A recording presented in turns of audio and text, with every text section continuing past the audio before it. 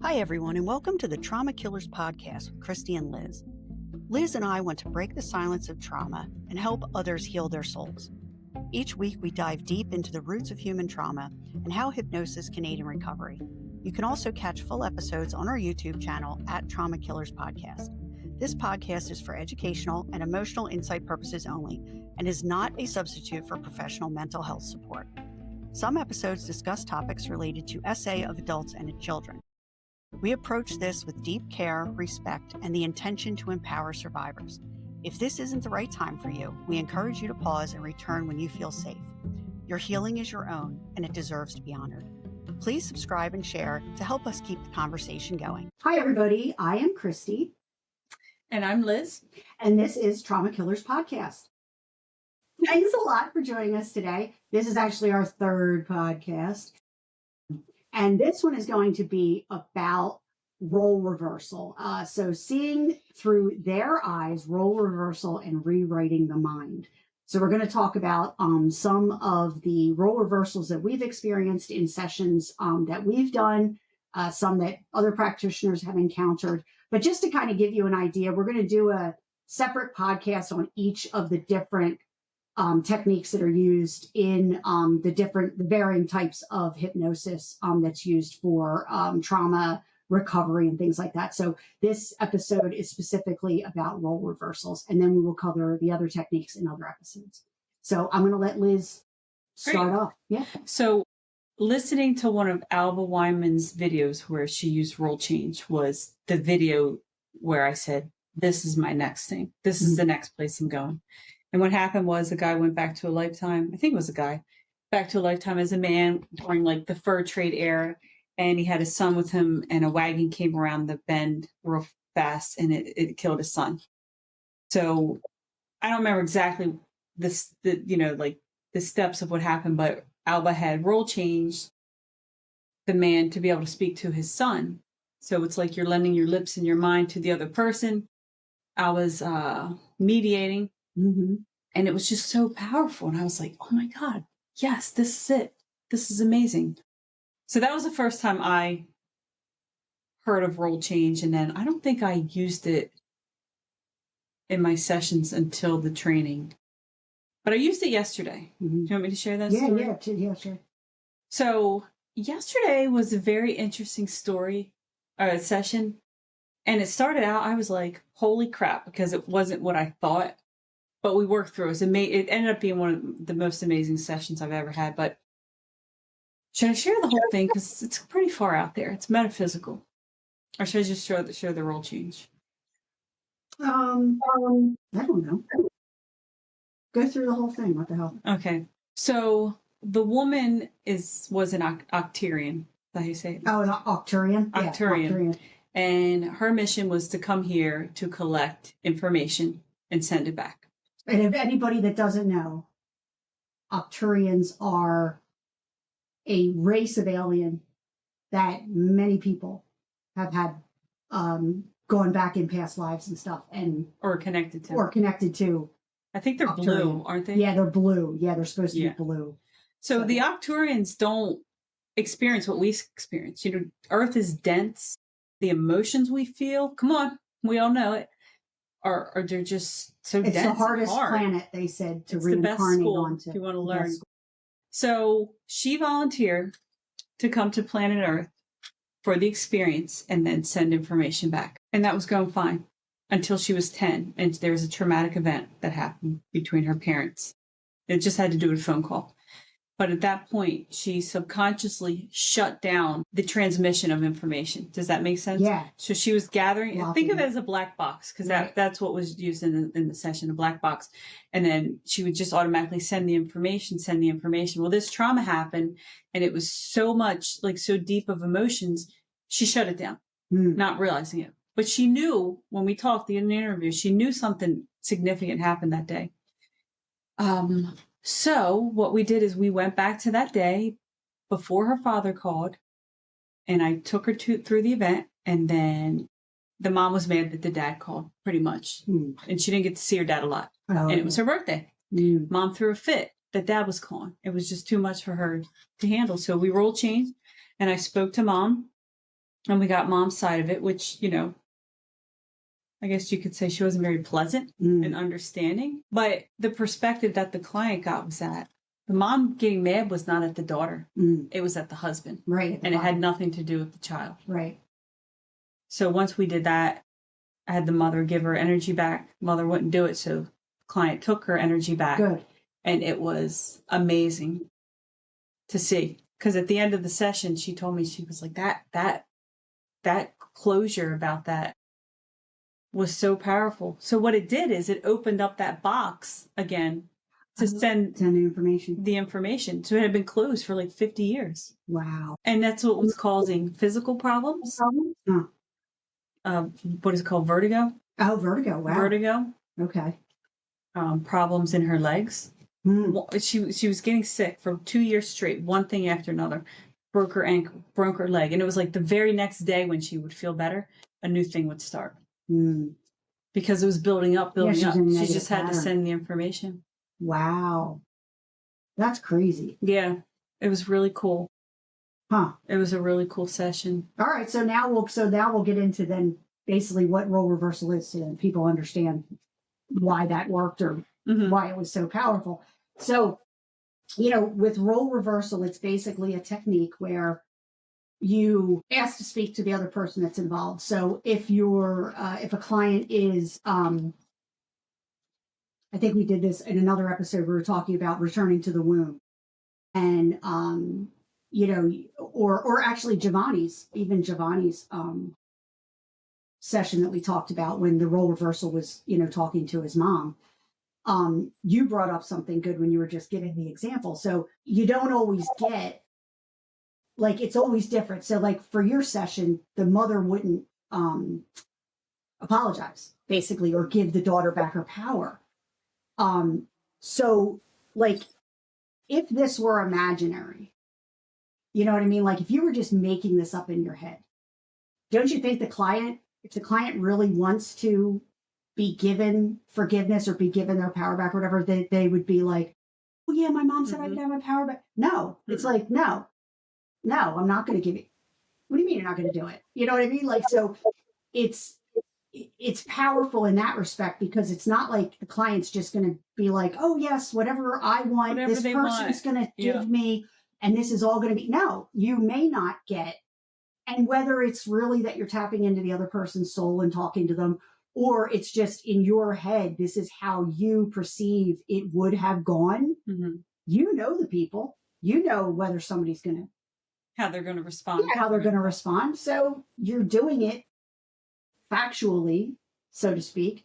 And then, but I would think like, in my case, so like, oh, if all of a sudden, I'm doing a role reversal with, my ex-husband and I'm like, oh, well, I want to get my power back from the abuse or whatever. It's like, he's going to be like, no, I'm giving screw shit. You. So if I'm in a session and all of a sudden I'm like, oh yes, you can, oh, I forgive you for, yeah, right. I'm going to be like, that's a bunch of crap. You never would have done that. So that's what leads me to believe that you actually truly are on some level communicating. Sure. Well, not only that, but the people's demeanor completely changes. Go watch some of Antonio or Alba's videos. Mine once I get them up. Yeah. Chris's too, but they completely change. Sometimes the voice changes or just their mannerisms. It's wild to watch in person. Sometimes the voice even changes some. Sometimes they speak in different languages. Oh, really? Yeah. I haven't came across that yet. Yeah. I don't doubt it. People that have gone into past lives will start speaking a different language. And then you just have to say, I need you to speak in English, whatever. But because, obviously the person's speaking knows English. So yeah, but there's been instances, of that too. And again, it's, if you think about it, sometimes people come out of comas or something and they speak a different language. So like brain is Never just, heard of that. Oh, really? Yeah. There's one, it's a British woman who came out of a coma speaking with an Asian accent.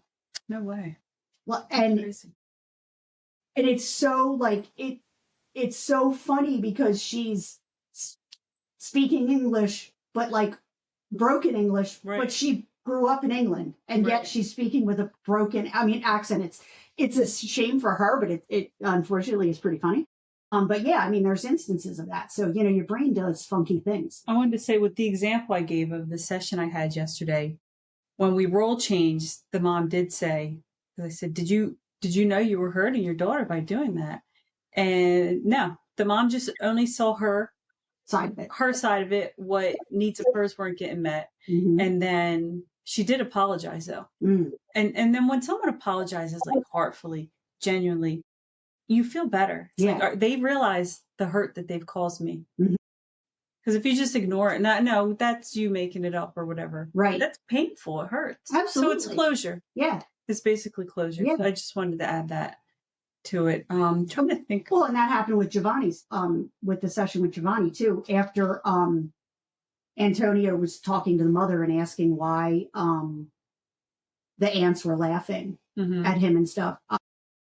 She said, he said, Mom, tell him, Giovanni, that everything's okay. Tell him he's fine. There's nothing wrong with him. Yeah. And, that Antonio's like, oh, no, I love you. I love you. And, whatever her pet name was for him and stuff. And she's like, no, it's okay. I love you. But it was like it was just a mom. It was complete mom tone in his voice. And a man was saying it, but he was like, and he's like, I love you too, Mommy. I love you too, Mommy. Like that kind of thing, because, you really are speaking to that younger version.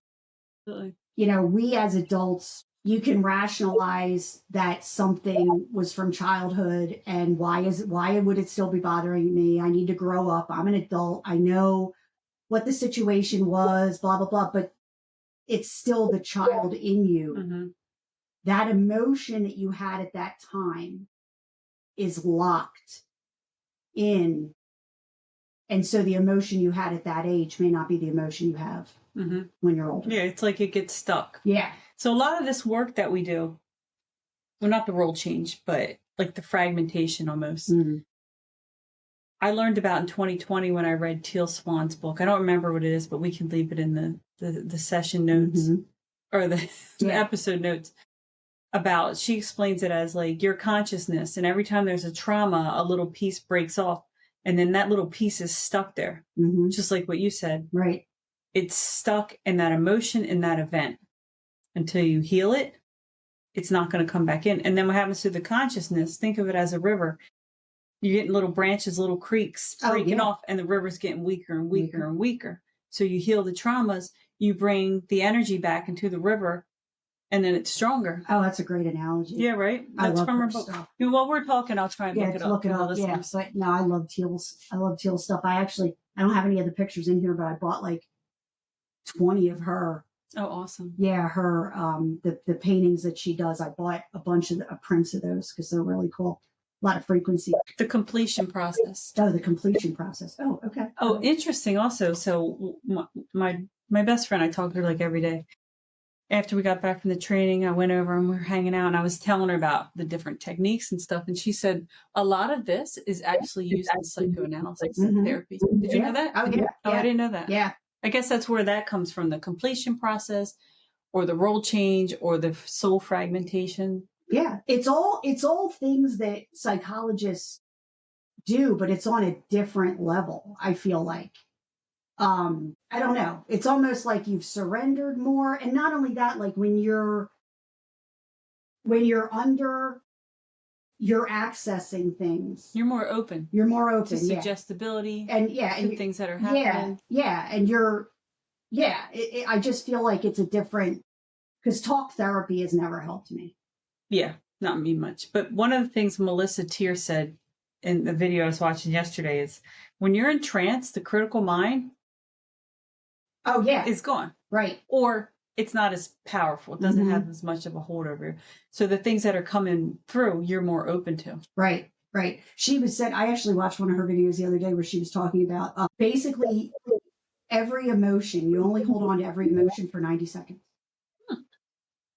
So if you, if you're going, so say like you got in a fight with somebody or whatever, right? Or you're angry at somebody. And so she's like, so the anger comes in, the anger stays for 90 seconds, and then the anger starts to drop off. However, as humans, we'll be like, as it starts to drop off, we go, that son of a bitch. And that's exactly what she said, That happened to my husband this morning. Oh, really? One of the kids waited 15 minutes till we had to leave. So I'm in the car waiting. I said, I'm going to take the other kids to the bus stop. Comes out. He's right behind me. She gets out. She runs to the bus, and he's sitting there fuming. It had been well over 90 seconds. I was like, let it go, hon. Let it go. Please just let it go. It's going to ruin your day. Right. It's going to make you sick. And he's like, right. You got to let it go. Yeah, yeah. That's why they say breathe through it. One of my kids, I'm trying to teach, because all my kids are fabulous, but a little bit of explosive anger. So I'm trying to teach him to breathe through it long enough because it'll pass. Yeah. All those things pass. Yeah. And that's what she was saying. So she's like, so then, so we'll be riding the wave of the 90 seconds and then it starts dropping off. And now that event is over and we'll be like, son of a bitch, this. And then, so each time it starts to drop, we bring it back. And so she was giving an example of a process where, she has you focus on something and then you focus, but then what you do is, okay, so while you're looking at that, I want you to look at everything on the sides of you. Oh, yeah. And then go through the walls and then imagine everything behind you. And so like, as you're doing this, you're actually getting out of your analytical mind. You're getting out of your head. And then on the other side of it, you only have to do it for a minute or so.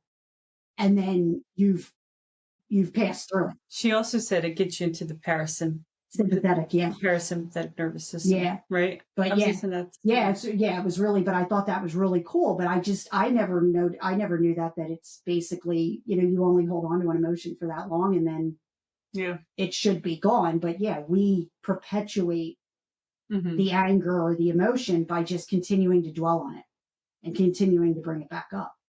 So yeah, that was really interesting. I'm trying to think of some other cool role changes that I've heard or there was another one I'll share from the class. I don't know if the person's okay with me sharing their name, what happened, but the mother was awful, like physically abusing. The kids would basically eat slop at lunchtime and she would sit there and beat them with the belt. I mean, it's just awful, horrendous treatment.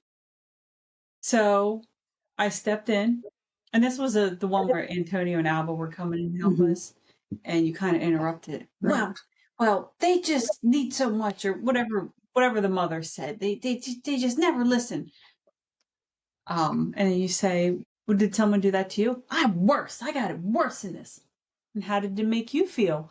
And then a lot of times they get like a look of shock on their face because like, that's such a smart question. Right. No one's ever asked me that. Oh my gosh, I never thought about that. Right. And then it kind of changes. And sometimes they soften up with it. Sometimes they don't. Like if you're working with someone that's like a sociopath or a narcissist, you might not get the change. But a lot of times, and you'll even see a tear come out. Oh yeah, I've seen once that the parent realizes what they did, because then you'll switch them back over to your client and say, what do you want to say to your mother about how that made you feel? And it's usually, you made me feel so small. You never loved me. So the client's getting the emotion out. And then you say, we're going to switch back to your mother. What do you want to say? I never realized what I was doing to you. I'm so sorry. Right. It's powerful. Yeah, but the tear. Yeah. And the thing is the tear, because that happened with me. The tear is like, is it the client because the client is hearing the conversation you're having with the other person and like it's either upsetting them more or helping them, but either way it's like is it the emotional reaction of the client or is it basically emotional reaction of the person we're role switching with? I don't know. It doesn't matter. It doesn't. The other thing that we can do is, so sometimes when you role change, you have to go and basically do a therapy session on the person you role change. Exactly. Right. And just think about ancestral trauma. So the person, I don't know if they're okay with us saying their name, but you did that session. I did that session, yeah. And we went back, 3 or 4 generations? Yeah. So I'll do that real quick. I won't use her name, but I don't think she'll mind. Yeah, so I did a session. It had something to do with like problems, or she wanted to have kids, but wasn't sure she wanted to have kids. It was like this whole thing. And then it was like, okay, well, let's go find a sad memory. And I don't remember all the sad memories. She was at her sister's birthday party, but she was sad. Ah, her mom didn't give her a birthday. Right, because her mom didn't give her a birthday party. Yeah, that's right. I think she said, I never got around to it. Right, yeah, exactly. Like, she's like, oh, well, I couldn't afford it, or I never got around to it, or whatever. Yeah, exactly. So then there was, we roll reversed with mom, and then mom was like, what? She's fine. She doesn't need a birthday party. We're like, yeah, but do you realize like how you're making her feel by not having a party for her? She feels hurt. Well, you know what? So what? My mom didn't have parties for me or either. It's like, well, what, so then you roll reverse with the grandmother, I guess it is at that point. Mm-hmm. Then you find out that the grandmother was the youngest child and significantly younger than the siblings. And so the siblings weren't in the house when the grandmother was a child. The other siblings weren't in the house. They were older and they were already out of the house. So she was spoiled. And then the mother died and she had to go live with her older sister, who resented her because she thought she was spoiled and had this great life. So she put her in a brothel. Put her in a brothel. Yeah. At 10, I think she was. Very young. And so she worked in the brothel, and then just messed her up. Baby. Right. And then she ended up having 13 children that she had to give away. Yeah. And it was all, and then so we healed grandma, right? And then we healed mom. Mm-hmm. And then we healed. We healed great grandma. Oh, great grandma. Right. It was great grandma that worked. Oh, right. The brothel. Yes, because her mom, didn't her great grandma raise her? I think the great grandma. Yeah. Right. And but it was the same story, generation after generation. After generation, yeah. So our friend, who you would consider the client, was like, I am so scared to have kids and this happened to me. Yeah, exactly. Exactly. So then, so that was what was crazy was every past life that creeps up, and in some cases, even the role reversals become your clients. Mm-hmm. They're additional clients in your session because they need to be healed too. And a lot of times, like you said, it's generational trauma. Yeah. And so you got to go back and find the origin of the first generation where it happened. Yeah. In some cases, to heal it through all the rest of the generations. So yeah, I totally. It's powerful. It's such a powerful technique. It was. I've never heard of role change before. Did you? Yeah, I've just with like with child psychology, you play with puppets and they do that kind of stuff where, you can do a role reversal, but not this kind of a role reversal. Yeah. So yeah, that was like so interesting. I'm trying to think of what the other ones. Who was the one that it might have just been a story that they told us about where they realized that the mother was carrying her rapist. So she was. That was one of Antonio's stories. Yeah, it was because it was like the girl always felt like the mother didn't love her, and stuff like that, and then ended up finding out that when we went back to the womb, we found out that the soul was actually the soul of the person that had, or our friend, or the client was the person who committed the assaults in the previous life. Yeah. And so then in this life now, they were being assaulted. Is that how it was? I'm confused. Oh, no, it wasn't. No, I'm totally wrong. I'm going to totally start over. I was wrong. No, she wasn't assaulted. The reason the mother didn't want her was because her mother's soul knew she was carrying the soul of her rapist in another life. In another life. Yeah. That's what it was. And so that was where the conflict was with the mother, because the mother. She felt it. She knew it. It's a unconscious or subconscious thing. Right. And she wasn't, it's different. It's not, because I know some people are like, would you carry your rapist child? Mm-hmm. That's not what this is. Thing, yeah. It's not the same thing. this is just that the soul ended up, and again, this is all goes back to karma and the karmic wheel and working it out. And so the, the karmic wheel they were on was she now had to suffer, or I guess what was the purpose of the life? Was it forgiveness I or think so. compassion? Because now you're taking care of someone that raped you and hurt you so bad in another lifetime. But I think it was her mother was mean to her most of her life. I think that the relationship was bad. Oh, but once she understood she was a rapist in another life, Exactly.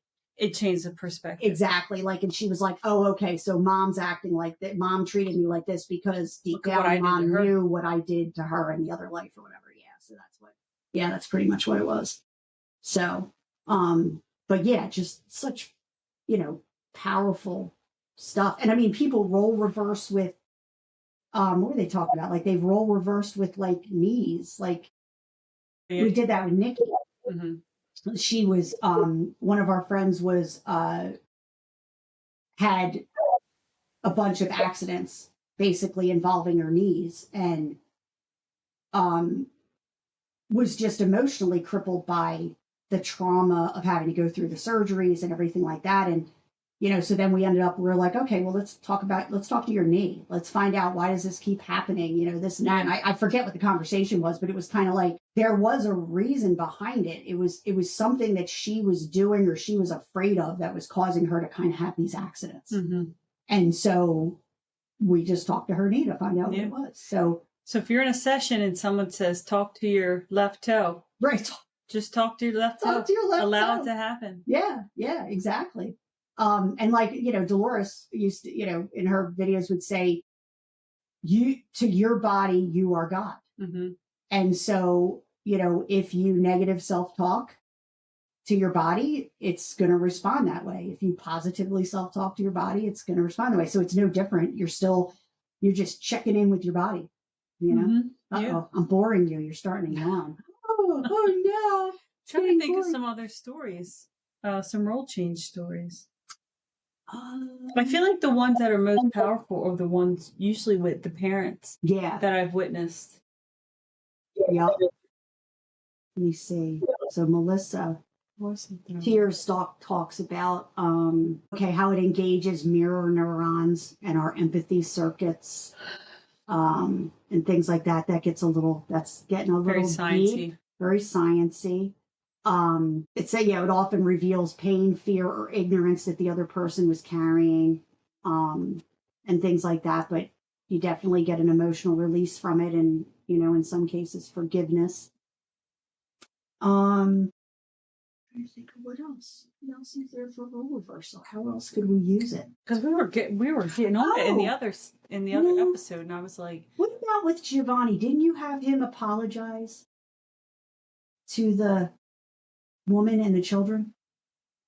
Hold on, who did I take through a war? Him. It was Giovanni, and you had him go back and apologize to the people that he had killed because he was carrying shame and guilt from it. The woman and her children.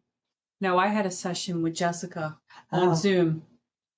And no, it wasn't Jessica. It was my first client since we got back.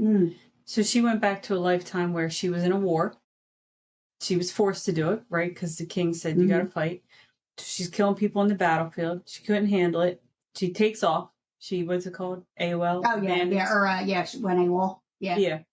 And she runs into a group of people, kills them. And then she's desperate. And he goes and finds this hut and goes in there, and it's a woman with her children, and they say they don't have any food. Then he sees a pot of soup, goes crazy, kills them. So then you take him through the death, right? Then you do all the healing. And then you go back and you have them speak to the people they killed and explain that it was out of your control. You were forced to do it. If you didn't do it, you'd have been killed. You would have did the same thing in my situation. Right. I'm sorry. Forgiveness. Right. And I'm going to give you your energy back. So letting that go too. So just imagine all the work that's being done for those souls as well. Right. To die in a traumatic way. Right. I did want to say, I don't know, it's just kind of like flipping a little bit, but not every death is a traumatic death. Right. Right. Should we get into that? Yeah. We can, because like a lot of times, so we'll take people, and especially, well, yes, in a past life, you'll take people through the death and you want them to feel everything, right? Feel it physically in their body, to heal it. Now I'm drawing a blank too. Taking them through their, not every death is traumatic. Okay, not every death is traumatic. So when we go to a past life, we always take them through the death, right? Because that is where a lot of trauma can happen. Mm-hmm. So to give an example of when you would think it'd be traumatic and it wasn't, a long time ago, one of my QHHT sessions, I think I was still an intern, the boy who had been abandoned at a market by his parents, grew up starving on the streets, doing whatever he could, got a job from a ship, turned out to be a slave ship. He was cleaning the deck, stealing food, or taking his own food to try and feed the slaves, and then they got caught in a storm and the ship sunk. And the death itself wasn't traumatic. Being starving in that lifetime was a traumatic thing, because he was like, I'm getting a job on a boat and they're going to feed me. So I'm asking questions about the job. Like, no, they're going to feed me. They're going to feed me. I was like, oh, wow. Okay. So that was huge. That was the thing. It wasn't necessarily drowning. Right. It was where someone else could have a drowning incident and they have physical problems. Yeah. Because of the drowning or even asthma. Right. Or something like that. Yeah. Yeah. It's crazy. But yeah, I mean, and that's what you said too. Like, and that, we had talked about this in another video. So please check, or another podcast. So please check out our other podcast. We had talked about, how QHHT, you kind of glance over the death. You're kind of like, oh, you're on the other side of it. Or, you can just watch it from above. You don't have to experience it.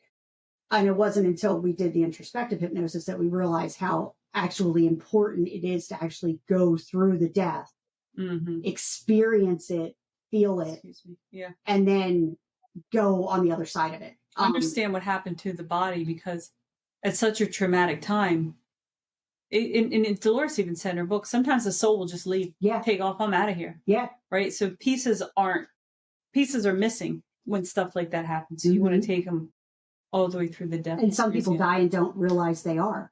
And what about the woman we were watching in one of the training videos, and the woman's being strangled and her throat turned red? It turned red.